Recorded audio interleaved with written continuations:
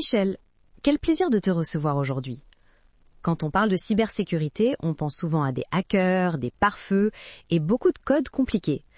Mais quand toi tu parles de Blocksmith, il y a quelque chose de presque poétique.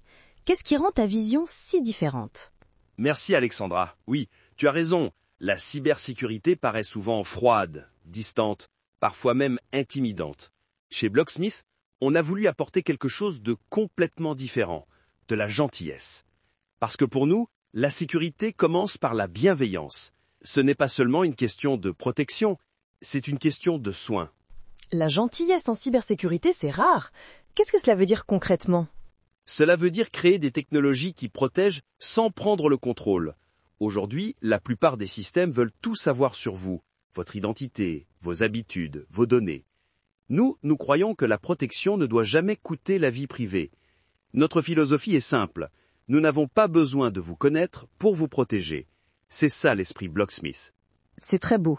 On sent une vraie dimension humaine dans ta vision. Tu parles souvent de la vie privée comme un droit fondamental. D'où te vient cette conviction ? Elle vient de l'expérience. J'ai passé plus de 30 ans dans la technologie et j'ai vu comment la confiance se brise quand la technologie oublie l'humain. Pour moi, la vie privée n'est pas une question de secret, mais de dignité. C'est le droit de garder une part de soi intacte, libre de tout regard. C'est pourquoi nous concevons des systèmes anonymes par déception, sans base de mot de passe, sans clé stockée, sans tir à voler. Si quelqu'un tente une intrusion, il ne trouve rien. Et c'est ce rien qui fait notre force. Tu utilises souvent cette expression « rien à voler ». C'est intriguant et presque paradoxal. Tu peux nous l'expliquer simplement ? Bien sûr, la cybersécurité traditionnelle repose sur le stockage. On garde les secrets dans des coffres, on chiffre, on verrouille. Mais un coffre, on peut toujours le forcer.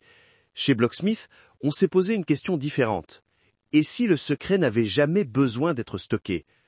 Nos systèmes reconstruisent la clé à chaque connexion, à partir de votre appareil, de votre comportement, de votre intention. Il n'y a donc ni mot de passe fixe, ni base de données, ni point faible.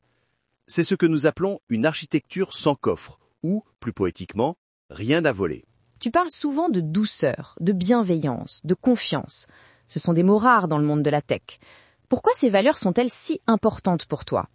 Parce que la peur ne construit pas la confiance, la gentillesse si.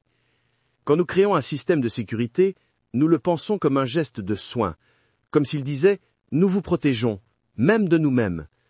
Notre but n'est pas seulement d'éviter les attaques, c'est d'apporter la sérénité. Quand les gens se sentent en sécurité, ils peuvent créer, partager, oser. C'est là que la technologie devient profondément humaine. C'est une vision magnifique. Alors comment vois-tu l'avenir de Blocksmith et de cette philosophie ? Je vois un monde où la sécurité se fond dans la gentillesse, où la protection devient naturelle, intégrée à la manière de vivre et de communiquer. Notre suite Playon incarne cette vision. Elle est invisible, fluide, mais profondément protectrice, comme l'atmosphère autour de la Terre. On ne la voit pas, mais elle veille sur nous. C'est ce genre de technologie que nous voulons bâtir, transparente, résiliente et bienveillante. Michel, j'adore cette image. La sécurité qui se fond dans la gentillesse. On sent que Blocksmith ne protège pas seulement les données, mais aussi ce qui fait notre humanité. Exactement. Notre mission, c'est de redonner aux gens la confiance, la dignité et la paix dans leur vie numérique. Parce qu'au fond, la technologie ne doit pas remplacer l'humain, elle doit l'honorer. Merci Alexandra.